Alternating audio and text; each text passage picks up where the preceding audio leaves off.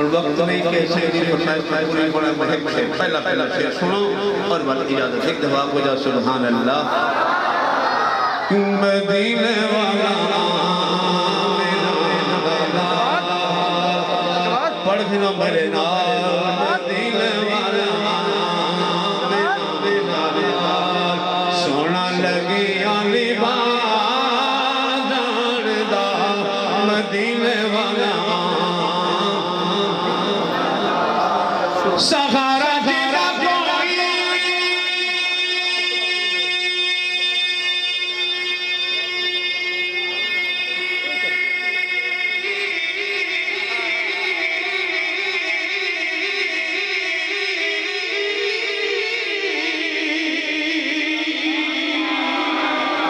سہارا تیرا کوئی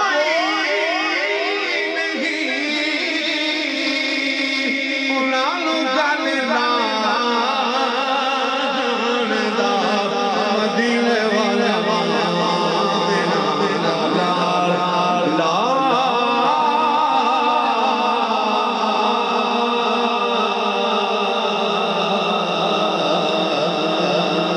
ماشاءاللہ بارک اللہ اہن صدر مہمان عظیم مہمان استاد القرآ حضرت علامہ قاری محمد عمر صاحب سیدی دامت برکاتہم العالیہ اور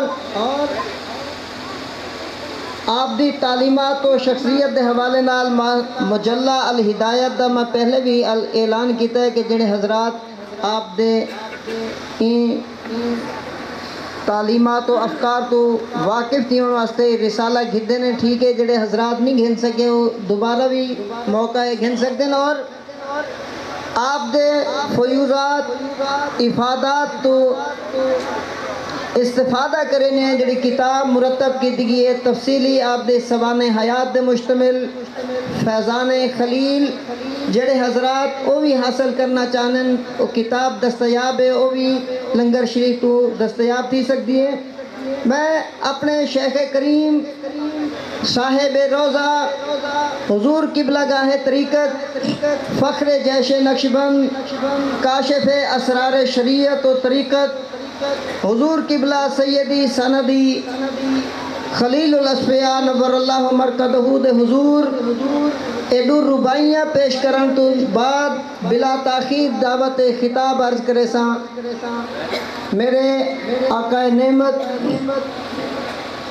حضور قبلہ جگر گوشہ غزالی زمان حضرت علامہ صاحبزادہ سید ارشد سید کاظمی شیخ الحدیث جامعہ اسلامیہ انوار العلوم ملتان کو کہ آپ اپنے نورانی روحانی خطاب نال ساکو مستفید فرمیسن ربائیں سماعت فرماؤ منبع جود و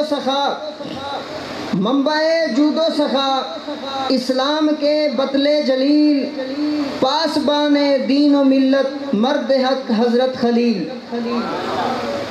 زمرہ لا یحزنوں کے تاجور و پارسا زمرہ لا یحزنوں کے تاجور و پارسا ہیں وہ فخر نقشبند فخر ہے ان کی اقتدا پاسبان دین و ملت مرد حق حضرت خلیل شہنشاہ سکر و مستی عارف رمز الہ باحیا و باصفا و باوفا مرد نبیل پاسبان دین و ملت مرد حق حضرت خلیل جو ہوا وابستہ ان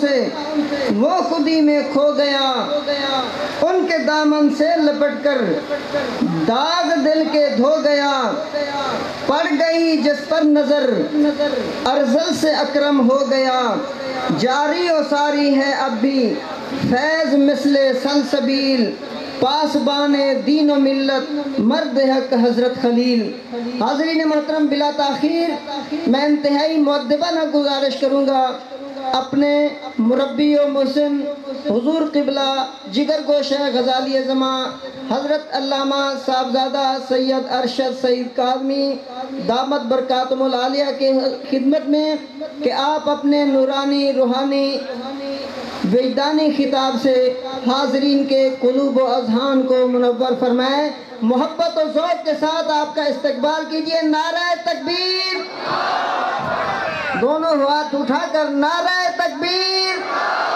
نعرہ رسالت، حضور قبلہ جگر گوشہ غزالی زمان، فیضان غزالی زمان، آستانہ عالیہ خلیل آباد شریف۔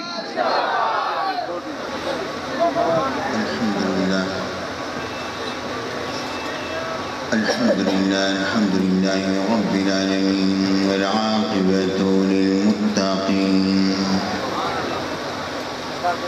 والصلاة والسلام على سيد المرسلين وعلى آله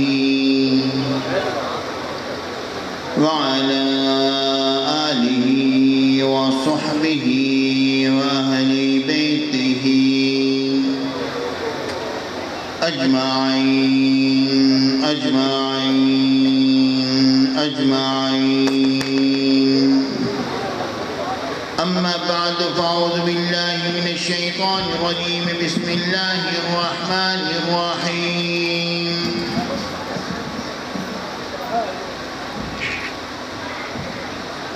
قل إن كنتم تحبون الله فاتبعوني يحببكم الله.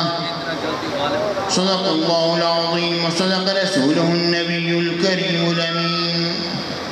وإن الله تعالى عز وجل قال في شأن حبيبه مخبرا وآميرا: إن الله وملائكته يصلون على النبي يا أيها الذين آمنوا صلوا عليه وسلموا تسليما. اللهم صل وسلم على سيدنا مولانا محمد وعلى آل سيدنا مولانا محمد وبارك وسلم وصل عليه. محترم حضرات، میرے ساتھیوں، دوستوں، بزرگوں، علماء کرام، مشائخ اعظام،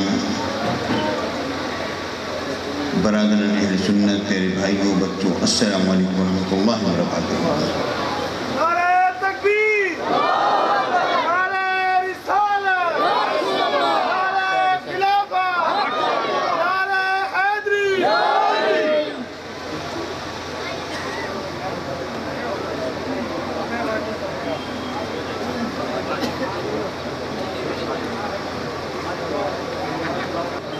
سب حضرات تشریف رکھیے.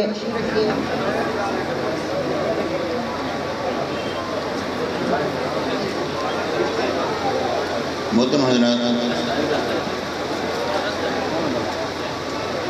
یہاں پر حاضری ہم سب کے لیے باعث خیر و برکت ہے. اور یہ بات ذہن میں رکھیے کہ ان معذرات کی حاضری جو کہ صحیح معنی میں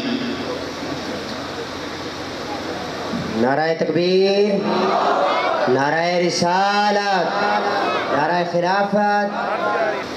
میرے ساتھیوں، یہ مزارات، یہ مراقب، یہ درگاہیں، صحیح بات عرض کرتا ہوں کہ اگر نہ ہوتی تو ہمارا مسلک باقی نہ رہتا. آج میں جامعہ کے اندر، انوار روم کے اندر، جب دور حدیث شریف والوں کو پڑھا رہا تھا تو پڑھاتے ہوئے میں نے ایک جملہ کہا، اور میں نے کہا کہ جس قدر طاقت اور قوت دوسرے مسلک والوں نے لاہور میں خرچ کی ہے کہ انہوں نے ہر طرح سے پورے لاہور کو گھیرنے کی کوشش کی ہے.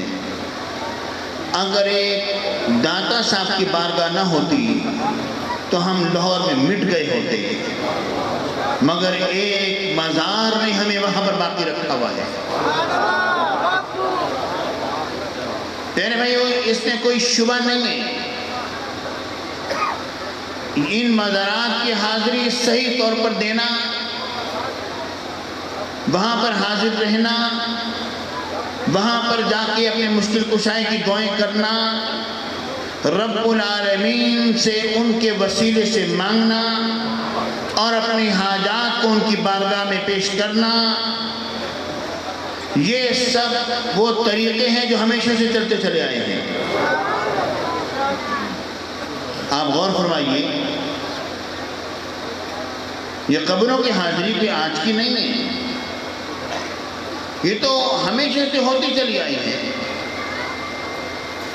حضور علیہ السلام بھی خود بھی قبروں پر تشریف لے جایا کرتے تھے۔ پیارے بھائیوں، میرے آقا کی جلوہ گری اس لیے ہوا کرتی تھی تاکہ دو وجہ سے ہوتی تھی۔ میرے آقا کی جلوہ گری قبروں پر دو وجہ سے ہوا کرتی تھی۔ ایک وجہ یہ ہے کہ میرے آقا کی جلوہ گری کی بنا پر صاحب قبر کو سکون ملے، اس کے مراتب میں اضافہ ہو، اور دوسری وجہ یہ ہے کہ ساری امت کو معلوم ہو جائے کہ نبی جو ہیں وہ خود قبروں پر جلوہ گر ہوئے ہیں۔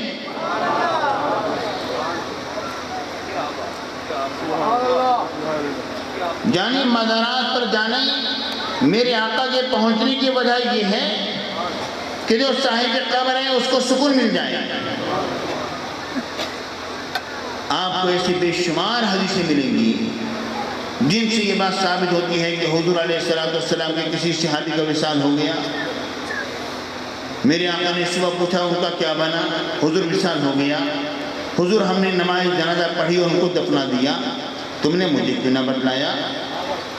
حضور آپ کے آرام کی خاطر میرے آقا حضور علیہ السلام نے فرمایا چلو اس کی قبر پر چلتے ہیں۔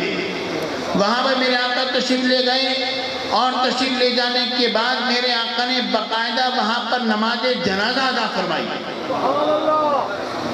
ایسی کئی حدیثیں آپ کو ملیں گی کہ قبر پر کھڑے ہو کے میرے آقا نماز جنازہ ادا فرما رہے ہیں۔ یہ کیا اس بات کا ثبوت نہیں ہے کہ قبر پر کھڑے ہو کے میرے آقا نے جو نماز جنازہ ادا فرمائی اس میں کیا قبر پر کھڑے ہو کے اس میت کے لیے دعا فرمائی یا نہیں فرمائی؟ دعائیہ کلمات ارشاد فرمائے یا نہیں فرمائے؟ ٹھیک ہے، جب یہ بات ثابت ہے کہ حضور علیہ السلام نے نماز جنازہ پڑھی ہے تو اس میں دعا بھی مانگی ہے، تو قبر پر کھڑے ہو کر دعا مانگنے میں کیا مذائقہ ہے؟ اور یہ مجھے بتاؤ کہ قبر کے جب انسان نماز جنازہ پڑھتا ہے تو ہاتھ کھول کے پڑھتا ہے یا ہاتھ باندھ کر پڑھتا ہے؟ ہاتھ باندھ کر پڑھتا ہے نا، ٹھیک ہے نا؟ تو قبر کے سامنے میرے آقا جو کھڑے ہوئے تو ظاہر ہے میرے آقا نے ہاتھ باندھے، لیکن میرے آقا کا ہاتھ باندھنا اس لیے نہیں، اس طرح سے نہیں تھا جس طرح کہ ہمارا ہاتھ باندھنا ہے۔ میرے آقا نے جنازہ پڑھنے کے لیے ہاتھ باندھے، میرے آقا حضور علیہ السلام نے اس کے لیے خیر و برکت فرمانے کے لیے ہاتھ باندھے، لیکن ایک سنت تو قائم ہو گئی کہ جب قبروں پر جاؤ تو ہاتھ باندھنا جو ہے وہ کوئی شرک نہیں ہے، کوئی بدعت نہیں ہے، کوئی حرام نہیں ہے۔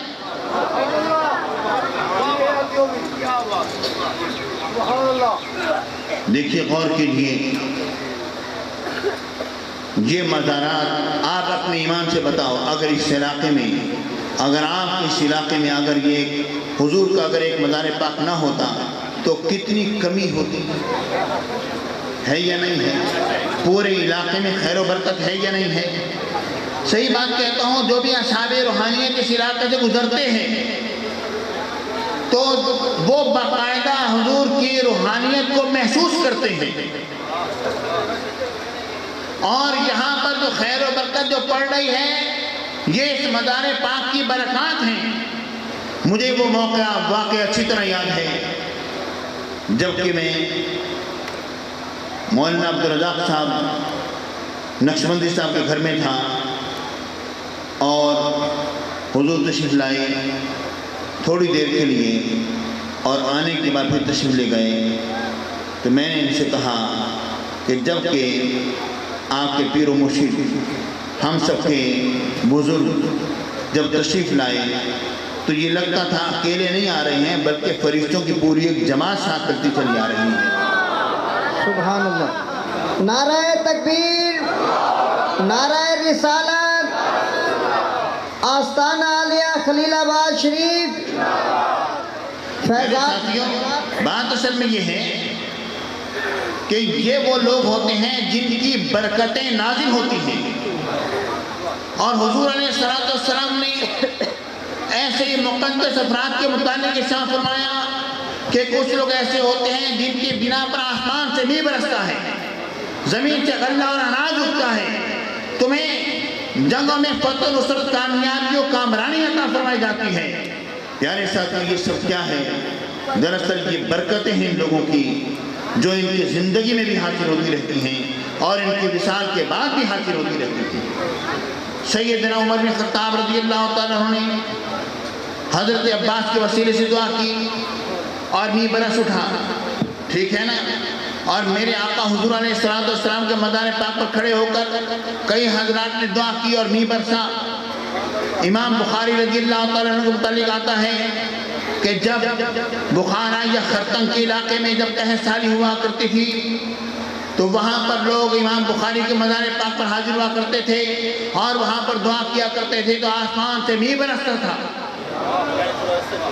آپ غور کریں, وہ امام بخاری جن کے بخاری شریف ساری دنیا میں پڑھائی جاتی ہے, بخاری پڑھانے والے یہ بات سوچے تو صحیح کہ کیا امام بخاری کی سیرت کے اندر یہ بات نہیں, کیا ان کے حالات زندگی کے اندر یہ بات نہیں کہ ان کی برکتیں ان کی زندگی میں بھی تھی اور ان کے وصال پاک کے بعد بھی ہوئی. کیا ان کے مزار پاک پر کھڑے ہو کے کیا لوگوں نے ان کے وصال پاک کے بعد بارش کے لیے دعا نہیں مانگی؟ اور کیا بارش نہیں برسی؟ یقیناً برسی ہے. یہ کیا ہے؟ اسی تو ہم وسیلہ کہتے ہیں. می برسانے والا ہمارا رب ہے اور برساتا ان لوگوں کے وسیلے سے ہے. یہی بات تو میرے آقا نے فرمائی, کچھ لوگوں کے وسیلے سے اللہ آسمان سے می برساتا ہے. می برسانے والا اللہ ہے, مگر کچھ ایسی مقدس ہستیاں ہوتی ہیں جن کی برکتوں کی بنا پر باران رحمت برستی ہے. سبحان اللہ. یعنی ساتھیوں, میری آقا حضور علیہ السلام کی بے شمار حدیثیں ایسی ہیں جن میں اولیاء کرام کی خصوصیات کو بیان کیا گیا ہے. اولیاء کرام کی کرامات کا انکار تو کوئی بھی کلمہ پڑھنے والا نہیں کر سکتا. قرآن پاک اٹھا کے دیکھو تو عاصم بن برقیہ چشمے زدر میں تخت بلقیس لے کر حاضر ہو رہے ہیں. حضرت مریم علیہ السلام کے سامنے جو ہیں وہ پھل اور فروٹ حاضر ہو رہے ہیں. یہ سب کیا ہے؟ کیا حضرت عاصم بن برقیہ کیا اللہ کے ولی نہیں تھے؟ کیا حضرت مریم علیہ السلام کیا اللہ کے ولیہ نہیں ہیں؟